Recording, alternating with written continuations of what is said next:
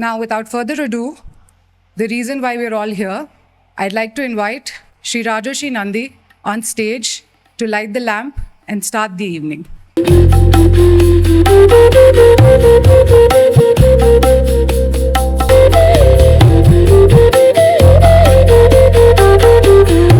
Maa Kamakhya, Jai Maa Tara, Jai Bhairava. That has to be the standard greeting for anything where I am present. Namaste to everybody. Good to see all the people here, and most of you have been selected because the volunteers in Bangalore have done a fantastic job. Selected because of your participation in the sadhanas that we do. So Pashyanti is an event that is basically, it's nothing fancy, it's just that where you get to interact and you can ask your questions. We have collected, that's why if you see, when you were filling up the form, there were questions mentioned. So those which are of more importance and prominence, I can make an attempt to clear those doubts. Additionally, you get to meet like-minded people who are also doing this Upasana. So Kamakhya Bhairav, I like to call it the Kamakhya Bhairav Kula, which is also the registered trust is the foundation, but it started with an inspiration from Maa Kamakhya. She's been my Ishta Devi for a long time. And the path has been like this. As I keep saying that it is, you start with Bhairava, he forms the ground, he forms the base. And he is the guru who will teach you where exactly you'll have to go. It is only when the Adhara is created by Bhairava that you end up into Shakti Upasana. And that Shakti Upasana actually bears fruit. It's one thing to say that I worship Devi. There every second person in India will say that we are doing some of the other things. That's all wonderful. It's another thing to be to enter into a certain depth and degree of sadhana where eventually you stand an actual chance of a communion with the deity. Because that is the aim of the sadhana. That is the aim, keeping in mind which the texts, the shastras and the traditions were created. Eventually, it's a long journey. It's not something you can achieve in 1 day, 2 day, or a period of, few months. The things that I'm saying now, I've repeated again, I've told before, but the reason it's to be repeated is that there is no other magic. This is the only formula. If anybody tells you ki you do this and you do that and in a few months you'll achieve that, all that is nonsense. That's gimmicks. That doesn't work. Nothing important, powerful, transformative can be achieved through any shortcuts. Only self-delusion is the only thing that you get in shortcuts. Nothing else. It's good to be back in Bangalore after a long time. Last time I was here, it was in the year 2015. And I was working here at that time. And it is in this city that I first started my Bhairava Sadhana. It was here. I had a very chance encounter with my first guru. And I had never heard of Bhairava at that time.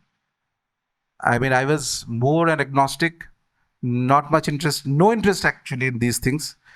And I met him and I figured that there was something about him which is very different from other people. Initially, I thought that perhaps it's some trick of the mind, some gimmick, some kind of, mesmerism. So many things are possible.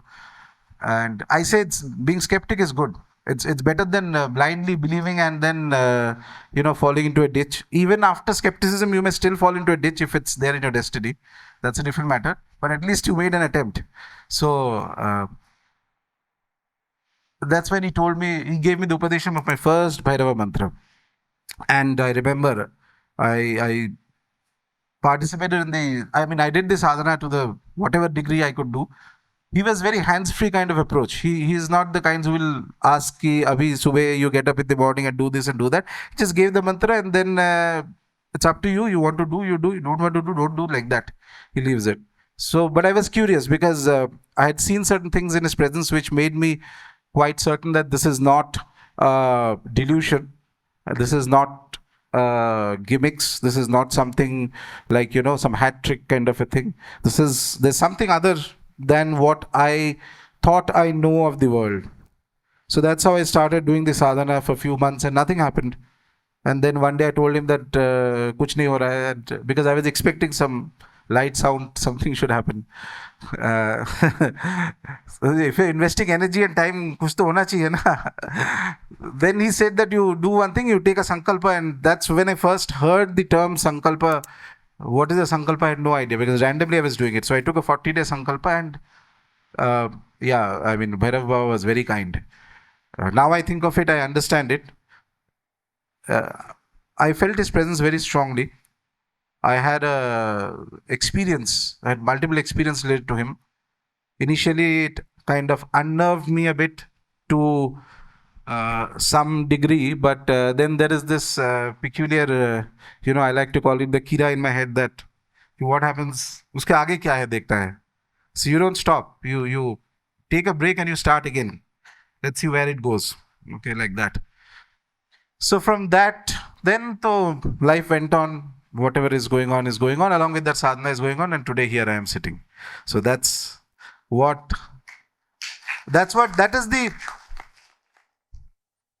is exactly the way in which sadhana happens. It's extremely boring. There's no fancy, idhar kuch ho jayega, udhar ho jayega, all that thing is all secondary. The main work actually happens when you are most bored in life. Nothing else is happening. There's no magic happening. All things are, whatever is anyway happening is happening. Even in that condition, if you can continue the sadhana, and if you can continue for years without break, that is a commitment which somebody very, very powerful, let's call that thing as nature, takes account of it and keeps note, and one hisab is done. This number of years you have spent in the right paddhati, that is important though. You can't make up stuff on your own and do, then you can carry on for 1000 years also, nothing, different matter. But more or less, if you have a right paddhati and if you consistently go through it, and as I mentioned, if you go through it for a period of 12 years specifically, 12 years is very important, because that constitutes a whole cycle of the movement of Jupiter, which is the Devaguru in Jyotisha. Incidentally, that was also the time I started taking interest in Jyotisha, during I just randomly picked up some books and started reading, and then figured that it was actually quite easy. It's not that difficult. But your intuition also starts when you do sadhana properly. You don't crave for it. That's the fun part. If you crave for intuition, it will not come. That whatever you can give up easily is the thing that nature is going to get back and give you with a lot of interest. The moment your attachment to a thing goes away, it opens you up to receiving things that you cannot even believe or even imagine. Yesterday I was talking to some of the volunteers, and I was saying, remember, so there's a term that's used called Aughar Daan. If you go to Kashi, you might have heard this term. Basically, the whole concept is very beautiful. I love this idea. So there is Shiva, who is Bhairava. There's no difference between the two. It's Shiva is in that transcendental plane in his own, divine state. When out of kindness it takes up the Swarupa where he comes down into this plane, and where Shakti is inherent inside him, not Sadashiva where Parvati is separate, the Somaskandha where the whole Parivara we worship, but where Bhairava Tattva comes in, he manifests in this plane. So he's like the Devata of the cremation ground. Now if we take a very broad perspective of life, the one thing that is 100% certain is death. The moment you're born, you're going to die. So the whole world is a cremation ground. Every moment, anywhere, any time, anything can happen. So Bhairava's playground is everything. There is no limitation. It's not necessarily that he has to be only present in the Rudra Bhumi. He can be anywhere, because the whole world is like a Rudra Bhumi. And then again, death is a process of transformation in our philosophy, and very practically too, because it doesn't end there. So here there is a deity who actually owns nothing, who wears a kopina, and he sits in the cremation ground, body smeared in ashes with a trishul, absolutely nothing. But if he is happy, there's absolutely nothing that he cannot give you. Everything in the universe can be given by Bhairava. When he is pleased on somebody, he does not calculate. But yes, he has that terrifying exterior. He takes the terrifying exterior because he comes down into ghor tamasic world. This world is continuously churning out tamaguna and rajaguna in order to be able to control that and not let it affect him. And which is the same story that comes to us when Shiva is drinking hala. See, he keeps it in his throat. This throat is a very interesting thing. Once you keep doing sadhana, maybe a few of you over the years, as you develop into a state where you can awaken the kundalini and it goes up, it comes at this place and comes near the Agya Chakra. A very intimate and personal cremation ground gets created for the individual. Something that one cannot imagine. You understand what exactly is Smashan when Shakti rises up to a point. Then the state of Bhairava starts happening in an individual. So in that state, he's there. He has no attachment to anything. But at the same time, when he's pleased, he can give you everything. And this is precisely the reason why we have the Puranic stories where the Asuras and everybody pray to Shiva. Somehow they just make him happy. Bas, jo chahiye sab milega. He will not calculate. So that's his kindness. I find him to be very, very kind. One of the kindest deities. He looks fierce, but he's actually extremely kind. Very compassionate. His compassion is, of course, of his nature, not the human compassion. Sometimes you may think that being a little rough with somebody is the form of compassion that can help that individual at a later time. So he will do that as it is necessary to be done. So that's how my journey started officially in this lifetime. आगे का तो आगे का बात है. But and then Bhairava led me to Maa Kamakhya. Kamakhya led me to Tara. Because each of these devatas whom I worship and whose upasana we encourage through the Kamakhya Bhairav Kula are interlinked. Interlinked in the sense that I don't know how many of you have been to Kamakhya. You've been? Oh, good, wonderful. So at an ancient time, if you read old texts, so Kamakhya was offbeat always, and it's not like today the generation of reels and Instagram photos and all that. But at an earlier time, Kamakhya was very offbeat to the extent that even for normal people, it used to be said that you go there, you do your puja part and then come down. Don't loiter around that place because it's very ancient. Kamakhya is more ancient than even the tantric texts. If we take a historical perspective, the tantras were composed at some point in history. Composed in the sense, it may have been there at a very different subtle plane, but writing it down, codifying it, starting of a sampradaya, etc. These things happen in the progression of time. But Kamakhya is more ancient than that. It's a very raw, very intense form of Mahamaya who resides in that place, along with all her parivara. Because these devatas, they don't come alone. They come with the whole parivara is there. So the famous story goes that Rishi Vasishta had wanted to succeed in the upasana of Mahamaya, and he asked his father Brahma, because he was the Manasputra of Lord Brahma, asked Brahma that how do I succeed? So he was told that you go and worship Bhagavati Tara in the Kamakhya Pitha, and that is how you will succeed. Now he is a Vedic Rishi, follows the Vedachara Paddhati of sadhana, and he does this upasana for 1,000 years with no results. And he gets very angry and he's about to curse the Vidya, that if it doesn't work for me, then it will not work for anybody, that kinds. When he hears a divine voice, and that voice tells him that your Paddhati of upasana is not correct. So then the texts say that he goes to a particular place, which is, let's say, Tibet or that type of area, because these are events that might have happened at a very long time ago, when things are not this kind of, boundaries of countries and all that may not have been present like we understand it today. So it might have been a very contiguous culture that was there. So he goes there and he learns, he sees a Buddha, a Swarupa, and he sees a very peculiar form of worship which he had never seen before, including the infamous and the famous 5 tattvas of Tantra, the Pancha tattvas, offering being done, and he gets agitated and he gets angry and he says that what type of worship is this?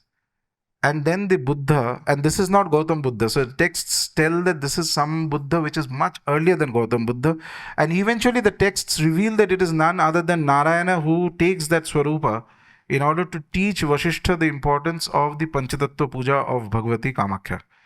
And after he learns this, after the dialogue, the samvada that happens between the two, he comes down and he comes to a place called, which today we know as Tarapith. Earlier it was known as Chandipur. So he comes there, he does that upasana of Mahamaya using the Panchatattvas, and he succeeds in that.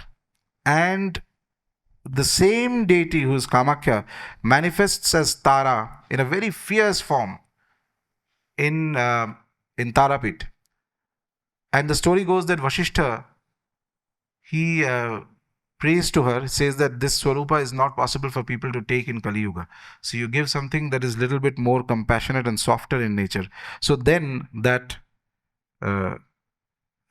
absolutely terrific energy, terrifying and terrific, both these two terms, they say that it formed like a ray of light, and it got imprinted on a stone that was nearby in the cremation ground. So that's a cremation ground. Originally, it was a cremation ground. Even today, Tarapith has a cremation ground, though there are more number of lodges and because it's crowded, every place gets crowded eventually. So it was a cremation ground initially.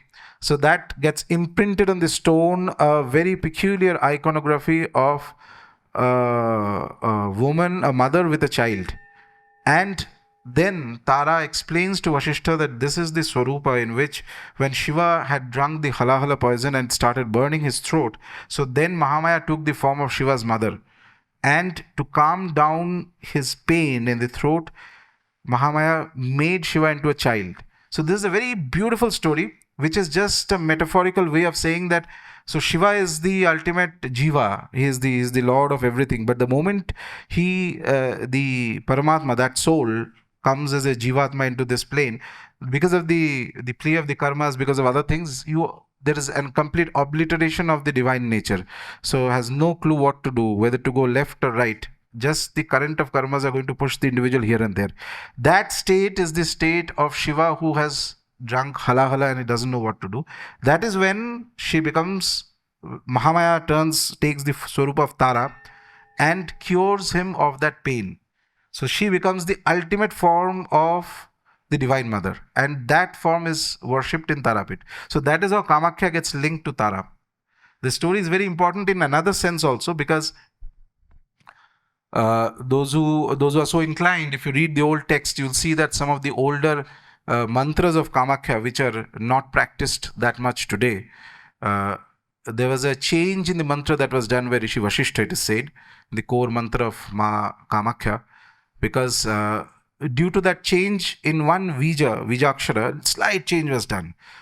That is why the intensity of the original form reduced to a slightly Somya Swarupa, slightly Somya, because even in that form also she is still terrifying. Not terrifying, it's like she's fierce, she's very fast. But that slight change, the transformation of the Vija mantra is also reflected in this story. How Vasishta comes from Kamakhya and then goes to Tarapith, and that is why Tarapith eventually became known as the Siddhapitha. Siddha because you attain perfection in Devi Upasana and Tarapith very quickly. So it is believed that whatever sadhanas are done at other places, Vidhivat, with the correct process, when that sadhana is done in Tarapith, it gives a quicker result in a much lesser time. But of course, if you know the rules, there's many other things there, which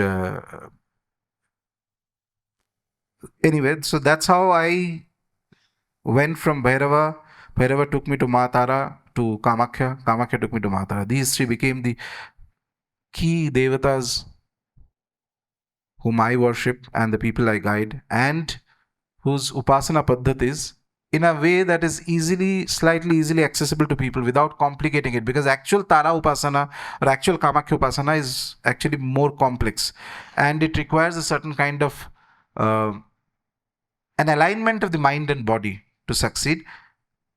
And in the highest and the most intense form of the Upasana. It cannot be done without, so not just having a guru. So guru is one thing.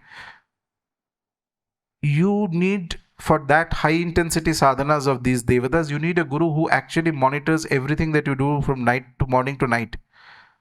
So these texts which were written, for the shastras that were written, they were not written for actually people like us, in the sense that we also do our, going to office also a little bit, sadhana also. Vaisa nahi, they were given for people who were spending 24 hours only into the sadhana so that they can get siddhi. But no problem, we can still, if you have an understanding, if the mother blesses, then we understand how we can derive still some benefits from that sadhana in a way that is safe to do, and that can be done by people, which is why I had given the Maa Tara sadhana of 16 Thursdays, where the energy gets evenly distributed over that period of time. And if you do it more and more, multiple iterations of that 16 Thursdays, you will realize how quickly she responds and how she shapes up an individual's life. So that is the beauty of Tara Upasana. Very simply, Tara is that form of the Mahavidya who is like a guru. Guru means a very powerful guru. Once you activate in her life, activate her in your life, she is going to, whatever karmic blockages may be there, she will try to smoothen them out and take you into a state wherein you can make better progress. Only key point is that she is a Mahavidya. Like all Mahavidyas, she is very intense. Because she is intense, so you need to have absolute faith on her. Like I tell people that, you need to hang on to her feet. That's it. Don't make judgments. Kyun ho raha hai, kya ho raha hai. After a few years, you will suddenly realize that you are here, rotating around in the same circle. From suddenly she puts you here. And then when you look back at your own life, you'll see that some transformation had happened. Whether you are aware of it or not at that time, unless your mind is very subtle and conscious of these changes, you will not be able to link what is happening because of what. But eventually takes the Upasaka to a higher state. There's this example I like giving. She's the kind of a Devi. She's like a dentist. She's like a dentist who sees that which tooth is going to cause problem few years down the line. There only she will start her activity so that it doesn't go to that state. So at that moment you may feel that everything is fine, sab theek chal raha hai, but that's why she holds the scissors. The scissors are a symbol of trimming out the karmas that need not, that impede an Upasaka to go ahead in life and achieve his or her full potential. That's why the scissors come into the play. It's a very unique iconography. No other deity, to my knowledge, holds a pair of scissors in their hands. There are three key aspects of any Upasana. Whatever I share through, whether it's through the videos or through the the collective sadhanas, etc., these are things that I have tried and tested myself, not just on myself, on other people also. And I have seen that they have a very high statistical degree of producing a strong change, positive change and development, spiritual development in the Upasakas. So that is why I encourage those who are connected to KBUF in one way or the other, whether through the videos or the channels, etc., participate in those sadhanas. That is your step one. So any Upasana that you do has 2 or 3 fundamental foundation legs. Sabse pehle, the first step is your Nitya Upasana. Nitya is what you do daily. Nitya Upasana is what gives you your real power. That is the place where you make your judgment. Nitya Upasana is like the food you eat at home. Okay, your comfort food, something you like having. You need to have it every day. Doesn't matter whether you like it or not. Doesn't matter whether there's something good happening, something bad happening, a very boring day. Doesn't matter. Nitya Upasana cannot stop. It is the thing that will measure your eventual success. Apart from that, in between, the texts say that there is, so when a person does a very serious Upasana of Bhagavati, any form of the Divine Mother, any form of Bhairava for that matter, any deity for that matter. So there are 2 things. One is the Nitya Upasana, then there is something known as the Naimittika Sadhana. Naimittika is on specific tithis, on specific occasions, connected to the Devata, you have to do something more than what you're doing. So that's like, in a way, this whole sadhana is, you're trying to please the deity, and the deity is not going to get impressed so easily because they have been existent for thousands of years, and human life is like a blip. So you need to do something more than just doing, so there should be no sense of entitlement ki bahut sadhana kar liya, kyun nahi aa raha hai. So it doesn't work that way. So that is why you do the Naimittika Upasanas. Naimittika Upasanas were the inspiration why I started the Vishesh Sadhanas. That's like an approximation of the Naimittika Sadhana of these Devatas. So on Tithis related to Tara, Tithis related to Durga. So Durga is a form that is common to all Mahavidyas, by the way. Her Upasana requires the least amount of, in my opinion, in the context of Devi Sadhana, Durga Upasana has the least amount of jhanjat. And it's good for everybody. She's a base that works with all Mahavidyas. There's no doubt about it. And then, of course, the Bhairava Vishesh Sadhanas that we do. So Bhairava is very key because anybody who's connected to KBUF or especially to me has to have that blessing of Bhairava in order to be able to progress. He forms the foundation, he gives you the adhara, he gives you the strength not to be afraid of life, which is the biggest blessing that one can ever have, in my opinion. It's better than any miracle. After Naimittika Sadhanas, that also is not enough. So Naimittika Sadhanas depends on what Devata you are worshipping. Next comes the Anushthanas of the Devata. That is very important. Anushthan is a very, Anushthan is actually an approximation of the original puja, which is the Purascharana of the Devata mantra. So when you have a Devata sadhana, even the Ashtottara Nam of a deity that you're doing, when you do Purascharana is something I think I've spoken of many times. Most of you might be aware of it already. So where you take a sankalpa within a certain period of time, you finish this number of japa, sadhana, etc. Then you do homa, tarpana, marjana, bhojana. This whole gamut is completed and that activates the energy of the deity through all the panchatattvas. This is the whole idea. Now older sampradayas, not today, I mean, no, sampradayas that are at least 150 years old, their texts, they were very strict. So they used to say that once you start upasana of a devata, so there are in tantra sadhana, in any sadhana actually, very traditionally speaking, there are layers of diksha, not one diksha. There is 1, 2, 3, 4 stages of diksha, higher stages. Between the first stage comes as a upadesham. You give an Upadesham to somebody, you observe that individual for 6 months, 7 months. And these systems were designed in a way, by the way, where the person stays very close to the Guru. So the Guru is not just giving a mantra, फिर 6 महीना बाद हाँ देखते हैं क्या होता है, नहीं. So morning and evening, there is an observation that how is the person doing, whether the energy is gelling or not. The Guru must have that subtle understanding to be able to judge that how is the mantra, how is the path interacting with the Upasaka. And then after first stage, in one of the oldest Kola Sampradayas of North, their rule used to be that 7 Purascharana of the Devata had to be done. 7. आज तो लोग एक भी नहीं कर पाता है. 7 Purascharana, and that too increasingly complicated stages used to be there, which means first Purascharana is your home. You do it in your home. Second one, you have to do it in your Guru's house. Third one, you do it in a goshala. Fourth one, you do it in a jungle. Like this, each stage you do, the mantra becomes more and more powerful. It's not that you have to do something different. The same thing. Repeated until it reaches a state of... And then you have to do it in a Shaktipitha also. So like this. So after that 7 Purascharana krama is completed, then comes the next stage and other things. By that time, you're already flying in the air. If you do 7 Purascharana properly of a devata, either you will not succeed, most will not succeed, because whenever I tell this, there's always 10 very enthusiastic people ki haan kar lenge. So very good, please try. Then after 1 to Purascharana, when they will start, so Purascharana is what? Nothing but rearranging your karmas, all of sadhana. Whether you are doing deity upasana, whether you are doing yoga, whether you are doing something else, at the end of the day, bottom line is only this. The only thing that blocks you from going forward is your own karmas. So how do I rearrange the karmas? Either you are asking the devatas ki please rearrange my karmas, or you are doing some complicated yogic thing to somehow or the other cleanse your subtle body and other things to rearrange your karmas. The moment rearrangement of karmas happen, there is going to be some heat in your life. That's standard. There's no easy way out of this. किसी को नहीं मिला तो अभी क्या किसको मिलेगा. तो that there you have to have that consistency in the mind, that willpower, that determination, that no, in spite of that I'll go forward. So these paths, the 7 Purascharana paths and all that, were for people who have like कि life में और कुछ नहीं करना है, यही करना है, full-fledged. So that's not our condition today.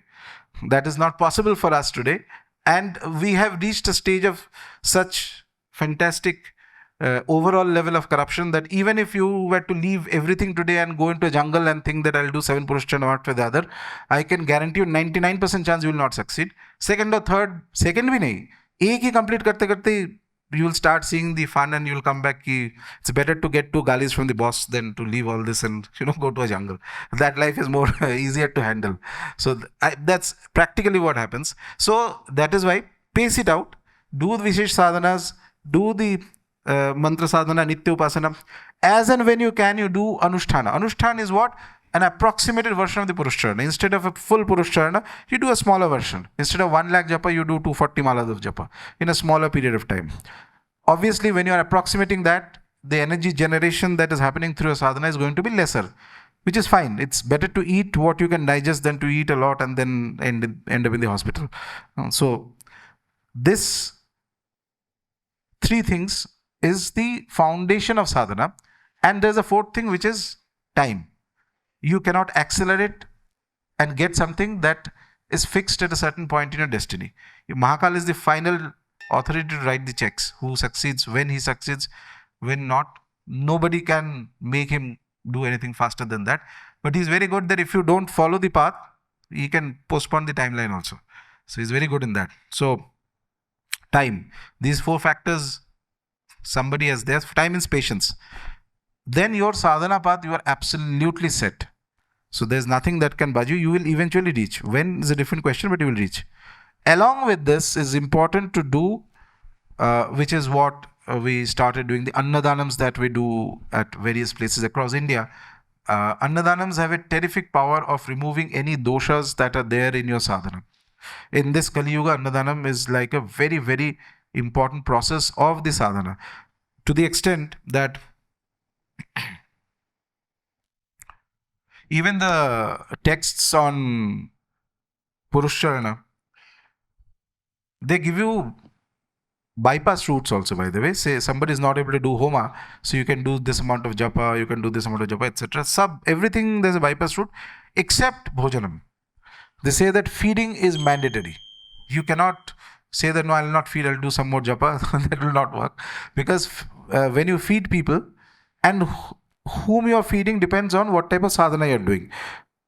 Or in general, feeding people removes any kind of errors and doshas that you might accrue while doing your sadhana. Because all of us will have some of the errors. Error could be anything. Something as simple as you are doing a japa of a mantra and in between your concentration wavers, which is standard for everybody, I guess.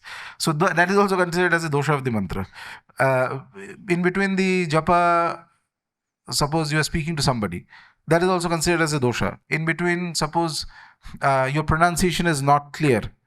That is also a mild dosha. So these doshas and any other known and unknown doshas get modified to a large degree when people participate in feeding others, Annadanam. So that is why also we do through KBUF across every month in various cities across India, we do Annadanams. And that's a very integral part of the sadhana. So Annadanam, when I see the Annadanam, especially the people who organize the Annadanam, who work very closely, all the volunteers and all that. So I tell them Annadana is indispensable part. Don't look at it as a social service. No. Nobody can help society. Only upar wale hi help karega. You are helping yourself by feeding somebody. So that your errors or anybody else who is doing the sadhanas and the collective sadhana and the others, whatever doshas that you might acquire get nullified to a large degree when you participate in feeding somebody. That is the power of Annadanam. And the third pillar of this, which is the collective sadhanas. We are, for good or bad, at a particular stage in time where when collectively something is done, then it gets a much stronger and higher power than when something is done individually. And that is why this collective sadhanas that are there, that I think today also we had the collective sadhanas, the various cities, they produce a tremendous amount of, so same mantras that you're doing, Tara mantra or the Kamakhya stuti, when you're doing it with a lot of group of people, it, at that time, it kind of unlocks certain energies inside the Upasaka. And at this moment, given the circumstances, given the there are so many people connected to KBUF across India. It's not possible that we have a dedicated space immediately for getting all thousands of people together. So the best option is that in different cities, we perform these collective sadhanas at least once or twice a month. So whenever it's convenient for you, you should attend them, because it's for your benefit more than anything else. It'll help you. It will not help anybody else. So these three form the foundation of the sadhanas that we do through the Kamakhya Bhairav Kula. And along with it, this year I am hopeful that we will, there is another team that's working on getting lands for the Bhairava temples that we are working on. At least 3-4 different places it's simultaneously going on. If all things go well, there could one be in close to Bangalore as well. So yeah. So let's see what Bhairav Baba had will. So, but those will be dedicated spaces of Bhairava, and with a certain sadhana paddhati, which so that the energy becomes very high. And those are a temple, a space of sadhana actually belongs to, at the end of the day, it belongs to the Upasaka. Whosoever is an Upasaka of the Devata is most welcome and free to go there and do their sadhanas. This is the age where we live in an age, and I have been to so many temples. I mean, I keep going on and off, both for my sadhana as well as somebody that is, asking me to come or something like that if I'm going to the temple. So I've observed very closely multiple puja paddhatis of all places. Unfortunate reality is that there's a lot of corruption that has come in, and it's not about one individual. The whole atmosphere is like this. There's nobody. I mean, you can be the most sattvic person, but if you are living in an atmosphere where everything is corrupted, and by corruption I don't mean this air pollution type of corruption. I mean psychological corruption. So psychological corruption is so intense in this era that when there is a genuine upasaka of the deity, whether they have succeeded to whatever degree they have succeeded, when they come to a place, kshetra of the devata, and do sadhana, that is what makes the deity happiest. It is not just the nitya puja of the priests, because unfortunately, though, even the priests who are supposed to do the seva, sometimes the bhava is not there. So things happen mechanically. Things no one is a rishi here ki mechanically kuch kar diya, result aa jayega, kuch nahi hone wala, until your mind is fully focused into the sadhana.